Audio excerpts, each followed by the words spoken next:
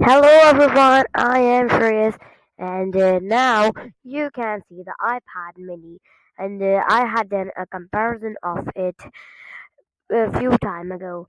So now we are going to see that is the iPad mini good for note taking and we will see its pros and cons. However, I will not tell the pros and cons of the note taking on iPad mini.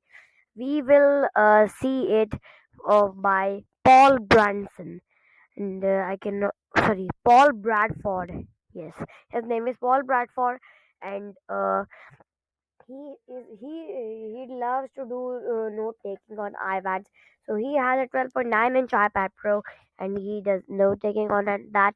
Now he will tell you that how what are the pros and cons of the 2021 iPad Mini. Now let's. Is the 2021 iPad mini good for note-taking? I'm a huge fan of taking notes on the iPad, especially the iPad Pros with their 120Hz displays. So when the iPad mini was announced a few weeks ago, I was interested to see what handwriting notes would be like on its smaller 8.3-inch display. And after using it for a few weeks, I've realized some of the pros and cons of this smaller form factor when it comes to note-taking. So starting out with the pros, portability is a huge plus for the mini. I love taking notes on my 12.9-inch iPad Pro, but it's heavy to carry around all day, and it's really uncomfortable to use it handheld, which is really where the mini excels. It's super lightweight, and while the bezels might look thick on a tablet of this size, they're actually the perfect size to rest your hand on while you're holding the tablet.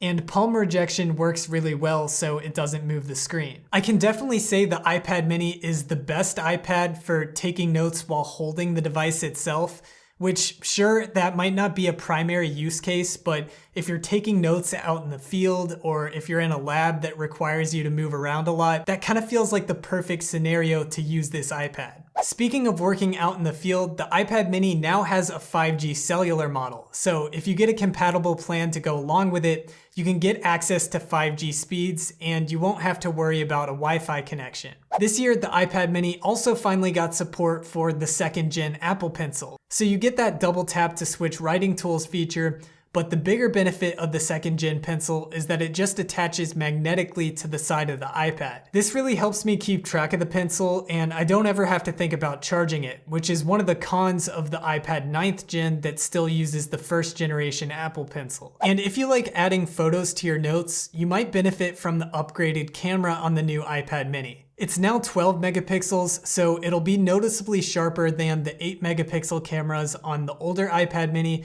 as well as the new 9th gen iPad. This is a useful upgrade if you need to zoom in to take a picture of a teacher's notes on the whiteboard or something like that. And now for the cons. So just as the smaller size of the iPad mini can help in terms of portability and comfort in hand, it might also limit your note-taking in some other ways. When you put it side by side against the 11-inch iPad Pro, you can really get a sense of how much smaller the mini really is. The 8.3-inch screen is really about as small as I'd want to go for taking notes, and I find that even handwriting and portrait orientation can start to feel a bit cramped. I tend to go for landscape mode whenever I'm writing on the mini. You also might want to consider multitasking. So a common use case with my iPad is to have a video or a website open on half the screen and my notes open on the other half. This is fantastic on the 12.9-inch iPad Pro because you have so much screen real estate to work with. It works fine on the 11-inch Pro and the iPad Air as well, but I'll say the mini is, in my opinion, a little bit too small for this to really be used effectively. The notes become very tiny and it's just harder to read text and write. Sure, you have the ability to zoom in, but then you have to write something down, slide the page over to write more, and that makes for a much less fluid note-taking experience. So multitasking, or at least split screen note-taking on the mini, is a no-go for me.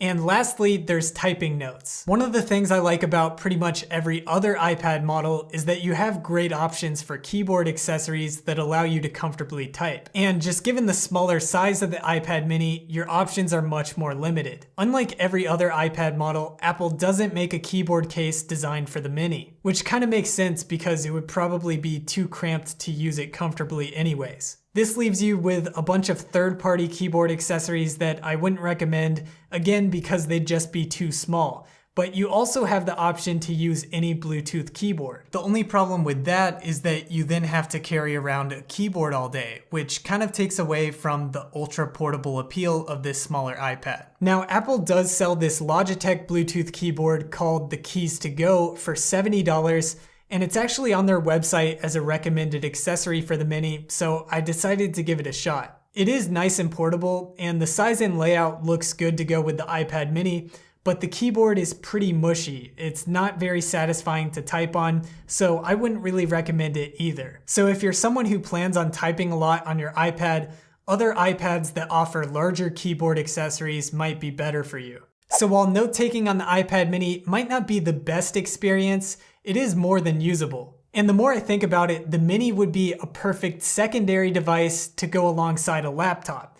That way you can do all your typing on a laptop and use the Mini whenever you need to handwrite something. But for an all-in-one device, I think I'll stick with my iPad Pro as my go-to note-taking machine. The 11-inch model is right in the sweet spot in terms of size. I love having that keyboard as an option for typing, and the 120Hz display makes note-taking feel really smooth. Now, there's a lot more to love about the Mini than just its note-taking capabilities. This is just one tiny aspect of this tablet. So if you want to hear all my other thoughts about the iPad Mini, stay tuned for my full review coming soon.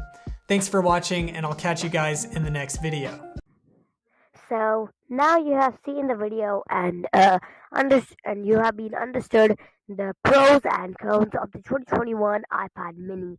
So now I'll catch up in my next video. Till then, bye. Stay safe.